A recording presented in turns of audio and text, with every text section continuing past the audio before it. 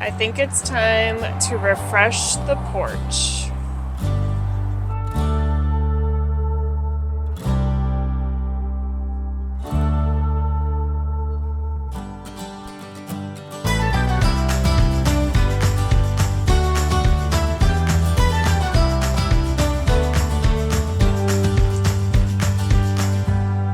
Hi, I'm Haley. Welcome. Today I'm going to be refreshing my front porch and getting it ready for the upcoming summer season. So if you've watched my channel, you might know that I really enjoy decorating my front porch depending on what season it is. So I normally do a summer porch, and when I say summer, keep in mind it is still spring here in Eastern Washington, Zone 7A. We're getting towards the end of May, which once we hit Mother's Day, that's kind of our go-ahead time to start planning up our summer annuals. So that's why I'm calling this my summer porch. But I do a summer porch, I like to do a fall porch, I love doing a Christmas porch, and then every once in a while I'll do like a 4th of July porch. This year I did also do a spring porch. So now we're on to the summer porch, and I just like to see what I can come up with. I don't spend tons of money, I just enjoy having fun, making a nice effort so that when I pull up into my driveway, I am greeted with something pretty. Okay, so currently you can see our lettuce is grown quite a bit. I could probably have those for dinner tonight.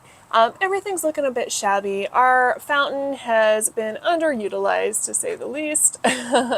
Everything is just kind of looking a little shabby. So definitely time to refresh. These are the tumbleweeds that blew into my yard in the spring, and I used them in the container. They actually looked really cute, oddly enough. And then these are from my Christmas porch, which I think I'm just going to toss those things. I'll put the wood back into the wood pile. I'm going to do away with the fairy lights and just put them in storage until Christmas, and just go from there. So you can see that I dug up the perennials. When I did my spring porch, I intentionally used as many perennials as I could, knowing that they would be in here for about a month and a half, 2 months, and then I could transplant them out into my garden. So that's what I did a few weeks ago. So these have been just sitting here like this, looking a little bit empty, kind of barren in places. All right, I will give you a quick look at where I planted our perennials out on the rock wall. We have a rock wall. It's the first thing you see as you pull into our driveway. So you can see nice big boulders. My daughter loves to climb on them. We have my daylilies are about to bloom. This one, careful Lou. Transplanted this guy from the spring porch. It was kind of struggling. I probably should trim it up a bit. Still need to run drip to that one. You can see our salvias coming in nicely there. This is a transplant from the spring porch that's blooms. It's a nice blue ground cover. Another salvia. This has a bunch of buds on it. So these, I believe, are yellow daylilies. Really pretty. Lamb's ear. Couple little dianthus. This was from the spring porch. That's looking good. It's recovering well. Leopard's bane. And then I have the columbine over here. It's a great way to get more bang for your buck when you're planting flowers or decorating a porch, just using perennials when you can, and then transplanting them out so that you can keep them going forever. Per usual, I don't really have a solid plan. The main thing I want to really focus on, though, is just cleaning things up. I want to go for a little more of a simple look, less clutter. I don't know if I'm going to keep the fountain or use it as a planter, so we'll see. If you've watched my videos before, you know I just have to kind of roll with it and try things out. The first thing I'm going to do is just get everything cleaned up.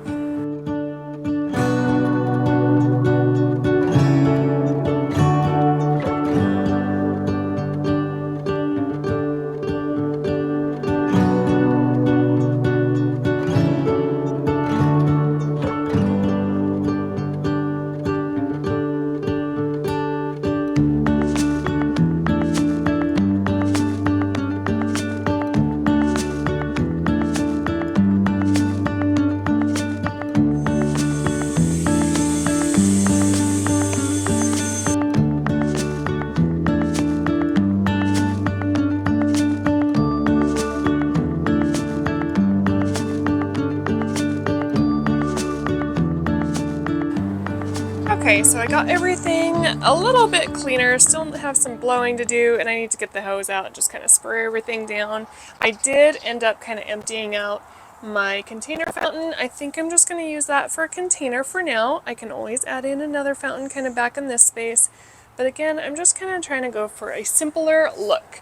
I noticed that because this faces west, that fountain got a lot of wind, so I ended up just kind of never turning it back on. And so with the wind, I really wanted to get some solar lanterns, you know, those kind of tall type, the black, but I just worry about things getting blown around out here. So I'm going to keep it very simple. And just kind of go with the pots I have for now. Next year, I think I'm going to get different pots, but I think I'll get one more season out of these. They have some really neat kind of tall pots now, but if I go that route, I'm going to end up spending hundreds more than I planned to. Another thing real quick, and I am talking a little bit, so fast forward if you would like to. But our door, I did paint our door black at the end of last summer. It was kind of a maroon color, and I really love the black. It does have a little warping. It had that before I painted it, and I just think it's because of years of sun exposure. Now for this project, I did debate painting the entire thing black for a really bold look. I'm gonna hold off, and the reason is we're actually talking about if we should paint our house. Right now it's kind of this taupey beige color. It's a nice color, nice natural color. I have no problem with it. But the thing is, we really love having a bright white house. So we're debating painting the house bright white. And if we did that, I think I would either eventually take these out and do like French, all black French doors with glass that kind of open inward, or I'd take out the middle door and do like a light wood color door. So I'm just kind of holding off on the door. Let me know what you think. I know people have kind of mixed thoughts about white houses. There just seems to be a lot of them these days. But like I said, we painted our last house white and we absolutely loved the color. It was just so fresh, so clean. It made all of the foliage feel greener and more lush somehow, and we just miss having a white house with black accents. So let me know what you think. Same thing with our doormat. I'm going to hold off on replacing it. This is a well-loved kind of item. My husband loves our doormat. So I am going to try my hand at just giving it a quick freshen up and see if I can make it last one more season.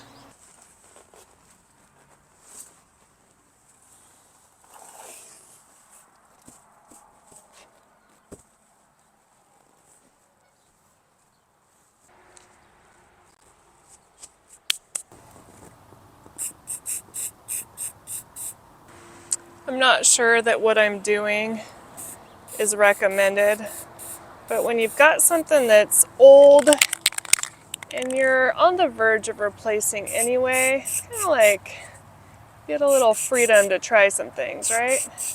So I'm just trying to kind of refresh the black a little bit. Got another can of spray paint if I wear out.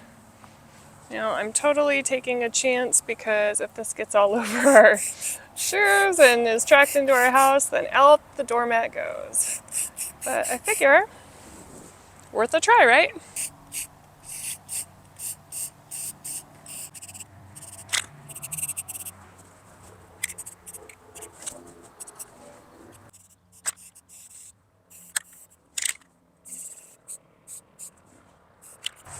Okay, so in terms of kind of what I'm thinking, I really looked around for some small trees that I could put here flanking the door and then again down in the corner just to add some nice green color foliage and some kind of structure. So again, I love decorating my porch, and what I'm trying to really do is think ahead to what I can put in place now that will kind of, you know, add to my other porch designs later. So for example, these evergreen trees or shrubs, which is what I ended up finding, I think having just that greenery year round is going to add some nice structure, nice color, and then come like Christmas, even fall, I think it'll play nicely into whatever display I come up with. So for my centerpieces, I ended up finding these nice little boxwood cones. These are Green Mountain Boxwood, so if I leave them, they will end up getting very large. So this is something that'll last a year, 2 years, I'm not quite sure. But for now, I think they'll add some nice structure and nice greenery to our containers, to the porch. Now for our flowers. Now keep in mind, I went to the garden center and it was picked over. I am going bright for the front porch. If you watched my last couple videos on my deck and kind of my back hill garden, you know that I went with very cool, calm, kind of serene colors to just make a nice, refreshing feeling, because it does get very hot back there. But because I did that, now I'm really feeling like I need some color. So that's what I wanted to go with. But the garden center was pretty picked over, so I had to be kind of flexible with my plans. But I ended up finding some great things. So I went with the first guy. It's a bite-in. This nice yellow bite-in sundrop. I love the really bright yellow. I kept finding butter yellow like petunias, supertunias, but nothing that was quite this striking deep yellow color, which is what I wanted. Next, I went with the very trusty Proven Winners Supertunia Rose. Very pretty, especially next to that yellow. And then we have our Proven Winners Lemon Coral Sedum. I grew this last year or the year before. It's so fun to kind of touch and mess with. It has a really fun little texture and very drought tolerant. So nice plant. And then look at this guy. This is a coleus, and some coleus, many coleus, I always think of coleus as a shade plant, but some of them can tolerate full sun. So this guy, let's see, Ignite Heartbreaker Coleus, and you can see full sun to shade. I love plants that are very flexible and can tolerate lots of different light requirements. And then over here we have our Proven Winners Supertunia Vista Fuschia, which I don't know if this color is coming across on camera, but it's this really very vibrant, striking, deep fuchsia color. It really caught my attention in the nursery, and I think I lucked out. I got 3 of them. I might have gotten the last 3 they had, but this is kind of the main color that I anchored everything else around. You can see I tried to match kind of the color of the coleus with the color of the fuchsia, and because this is the Vista series, these are aggressive.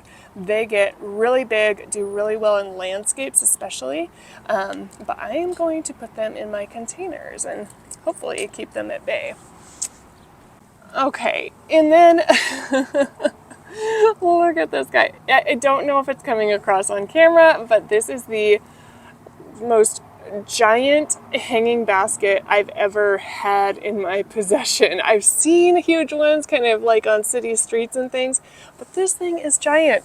This is actually from my sister-in-law Morgan, and my mom kind of housed it for me because we kept missing each other. And my mom sent me a picture like, look what Morgan got you, and I was like, oh my gosh, that's so nice. And then when my mom met me at the garden center and kind of handed it off to me, I was like, oh my gosh, this is the hugest hanging basket I have ever had. But look, it has kind of that really pretty fuchsia color, so it is going to match perfectly. So Morgan, thank you very much. I did happen to find tags inside that hanging basket, so there's no wonder that basket's so big. They're all Proven Winners Supertunias. So Supertunia Vista Bubblegum, Supertunia Vista Silverberry, and then Supertunia Vista Fuchsia. So no wonder that color seemed to match so well. So in case you're interested, that is what's in the hanging basket. So I'll hang on to those.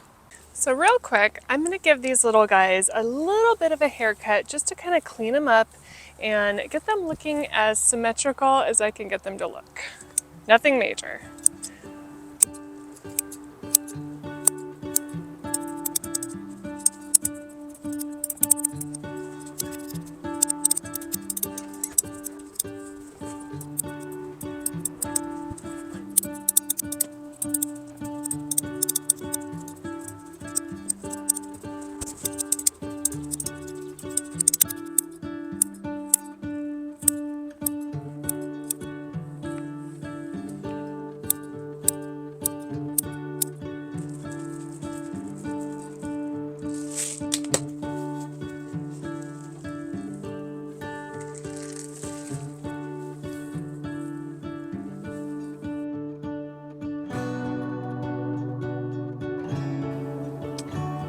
Okay, I got the first boxwood planted, and I thought I would share kind of what the gal at the garden center told me about planting trees and shrubs. She recommended that you go several zones below your current garden zone. So for me, I am 7A, so she recommended going down to like a zone 3 or 4, just because when plants are in containers, they're not as protected, not as insulated as they are when they're in the ground. So they're a little more susceptible to cold and freezing. And the other thing she warned was that you have to make sure you're watering your shrubs and your potted trees throughout the winter.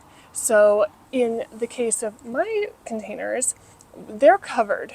I have my balcony that covers this porch, so they don't get any rainfall. So I need to make sure that even when the weather gets cold, even when it's, you kind of go dormant in terms of your garden, I want to make sure I'm coming out maybe every week, every 2 weeks, and watering these guys to make sure that they're getting everything they need.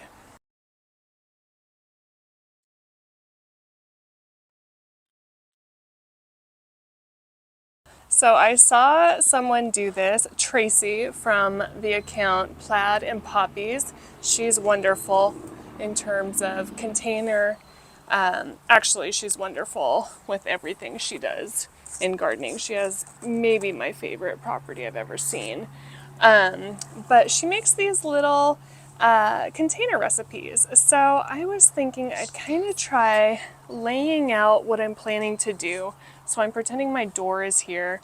I'm going to have 2 of these pots, but I'm going to have my boxwood as my centerpiece, or my thriller, if you're following the thriller, filler, spiller kind of formula for building a nice balanced container. So we have boxwood.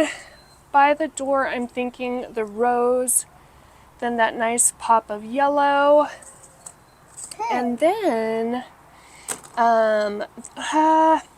actually I might do fuchsia here because I want the fuchsia to hang down. We're going to have a container here, and I don't want that cascade to be obstructed. And then we're going to have nice tidy coleus that will grow up, 24 inches or so, and then the Lemon Coral Sedum. I'm kind of thinking of doing this and not really having anything against the house. We'll see. So I'm just going to start planting now and just have fun with it. But for now, this is kind of what I'm thinking.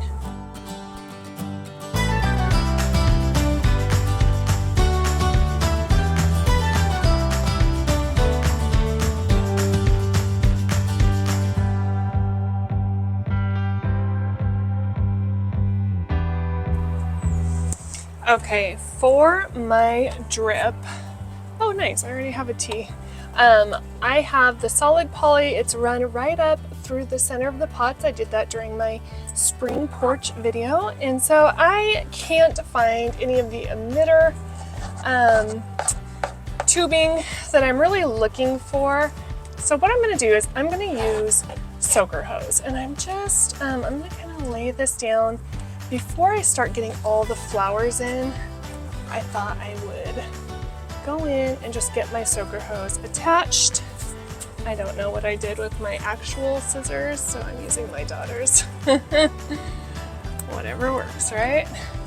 So I just cut it, and then I have it kind of back here, but I am just going to attach it to that T. And there's my soaker hose, and I can kind of mess with it and get it in the soil. I think I'll need to get a garden or a landscape staple just to kind of keep it down, but for now I'm just going to lay it like that, and once we get our annuals planted up, that'll kind of disappear.